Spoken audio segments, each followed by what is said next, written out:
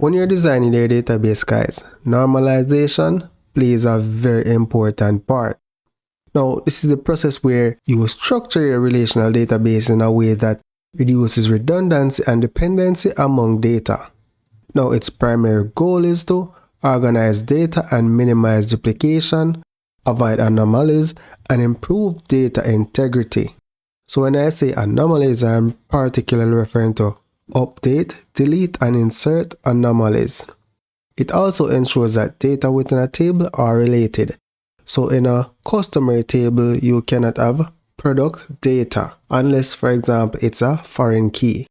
So now we're going to be taking a brief look at functional dependencies. So here we have a simple relation called student. We have the student ID, first name, last name, and an email address. So for our functional dependency, we have student ID, where first name, last name, and email address is dependent on student ID. That means when you search a database by the student ID, you can use it to locate any of these values. So we say the student ID functionally determines the first name, last name, and email address, and email address, last name, and first name is functionally dependent on student ID. And the other fields or attributes are typically dependent on your candidate key or your primary key. So guys, an update anomaly is a problem that occurs in your database when it is not properly normalized, right? So this happens when updating data leads to inconsistencies because the update is done in some but not all the places where the data appears. So let's look at this example here. We have an inventory table, right? We have product ID, product name, warehouse name, and city. Now let's say we wanted to update the James Lane warehouse, right? And let's say we wanted to change it to James Avenue. We'd have to update it here, and then again we have to come and update it here.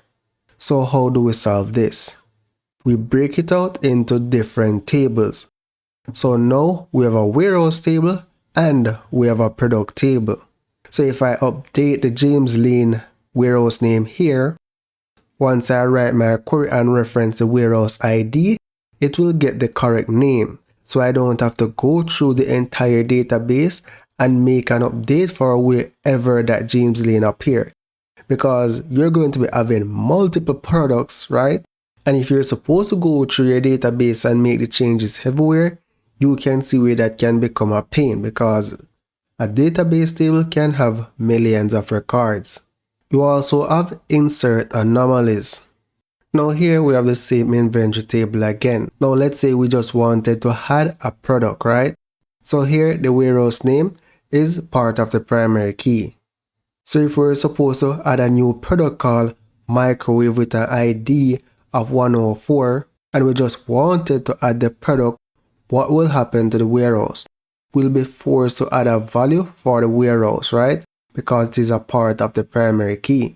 But we only wanted to insert a product. We didn't want to associate it with a warehouse. So the solution here would be to have your tables normalized. So you have your product table and your warehouse table. So if we go back to the previous slide, in this case where the warehouse ID is a foreign key, you could add a product, but you do not have to specify a warehouse ID because remember, your foreign key can be null. So let's go on to the next lectures. So your delete anomaly is the opposite of your insert anomaly. So if you wanted to delete data from a table, you'd end up deleting data that you may not want to delete. In this case, if we wish to delete only product 103, which is the water bottle, then what will happen to the warehouse? We'll be having to delete a warehouse that we do not want to. So guys, when we're normalizing our database, we can go up to fifth normal form. So you have the first, second, and third. Then you have one called BCNF, also known as Boy's Code normal form. Then you have the fourth normal form and the fifth normal form. In the next lecture, we're going to be taking a look at first normal form. Now, at this point, I don't want to be worrying because it may sound a little bit technical, but it is not. I promise I will make it clear as we go through the steps. Now, to determine if a relation is in first normal form, there are a few characteristics that you need to understand to know if a table is in first normal form. Now, the first one is atomic values, right? Each cell in the table must hold a single value. So for simplicity, you cannot be storing, say, first name and email address in the same column. Every column should have a unique column name, and each column should contain values that are of the same data type. In the section on physical design, you will understand what are data types. So basically, you can't be storing an integer and a string in the same column. All columns in the table are dependent on the primary key, and there should be no columns with a S. For example, emails. So anywhere you see something like emails, that's a red flag. So here we have an example of an unnormalized student table. So if you look carefully at the course column, you'll notice that we are storing multiple values in the same column. So here, we should not be having any list or composite structure in a column. So how do we get this to first normal form? Let's look at the next slide. So to transform the previous table, what we did was to store each subject as a single value. So let's look back again at the unnormalized data. We were storing a list of data in a single column. So to move this unnormalized table to first normal form, what we did was to store each course as a single value in the student table. So let's look back at it again. And here we can see that we have English, Math, Spanish, and geography, biology, and social study. So each student course assignment is in a separate row. Here we have an example using an ERD. So this is just a sample customer entity where we have the customer ID attribute, first name, last name, and we have emails. If you remember, there should be no S and an attribute. So to transform this relational notation to first normal form, we need to create another entity for emails. So this is what we currently have, right? And now we need to break this out into two entities. So our solution is going to look like this, right? A customer ID, which functionally determines first name and last name. And for our second table, we're going to have email, which is the entity, and the customer ID, which functionally determines the email address. So why do we do this? A customer can have multiple email addresses, right? It can have a primary, secondary, and a tertiary. And if you're supposed to store this in one column, you would have to be separating them by commas. And that would be violating the rule of first normal form. So to correct it, we create another entity called email. So to summarize, guys, first normal form says that a domain of an attribute must include only atomic values. So you cannot have a range of values or a list of values. In the next lecture, we're going to be taking a look at how we can move to second normal form. In this section, we'll be taking a look at second normal form. First, the database table must be in first normal form. So that means our columns are not storing any list of values, or in other words, the columns are atomic. A table is in second normal form when there's no partial key dependencies. So each non-key attribute depends on the entire primary key. So functionally dependent means that by identifying an attribute or combination of attributes, other attributes can be determined from those. So it's important to note that if there is no composite key and the relation is in first normal form, then it is also automatically in second normal form. So let's look at an example. So here we have an example of the inventory table, where we have a composite key of product ID and supplier ID. Now remember, for the table to be in second normal form, all non-key attributes must be dependent on the entire primary key. So cost and supplier must be fully dependent on the entire primary key. But is that so? So if we know just the product ID, can we find out the cost? In this case, no, because we can have the same product from a different supplier with a different cost. So if we only know just the product, we can't determine the cost of the product. That means the cost is fully dependent on the product ID and the supplier ID. Now, if we know just the supplier, can we find out the cost? No, because we need to know which product it is as well. So because we cannot use just the supplier ID or the product ID to find the cost, that means the cost is fully functionally dependent on the product and the supplier ID. So the partial dependency again refers to a situation when an attribute in the table is fully functionally dependent on only part of the primary key rather than the entire primary key. Now let's take a look at the supplier address. Now if I know just the product ID, can I find out the supplier's address? In this case, the answer is no. Why is that so? Because there can be more than one suppliers for the same product. So we could have company A supplying water bottles and company B supplying water bottles. So if you're supposed to try and look up the supplier's address based on the water bottle, you'd only find one address, but you should, let's say you have two suppliers, you would miss an address because you have more than one addresses. Now if I know just the supplier ID, can I find out the supplier's address? Well, in this case, yes we can, because the address is not dependent on the product ID. Therefore, the supplier address is not fully functionally dependent upon the entire primary key. So how do we solve this? Well, the solution is to create a new table or entity. So let's take a look at the solution. So when we are converting a table to second normal form, we need to convert partial dependencies.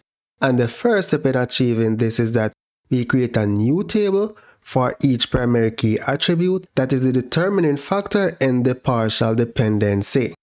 So to move this inventory table to a normalized form, we need to create a new table. Once we do this, we now have two tables, right? So we have the inventory table and we have a supplier table. So the supplier ID now becomes a primary key in its own table and it becomes a foreign key in the inventory table. So now we need to add the non-key attribute that were dependent on the primary key. So now we have the supplier address, which was the non-key attribute, which was dependent on the supplier ID, which was the primary key in this initial inventory table. So now we should only have two tables, right? We have the inventory and the supplier. So these entities are now in second normal form because there is no partial key dependency.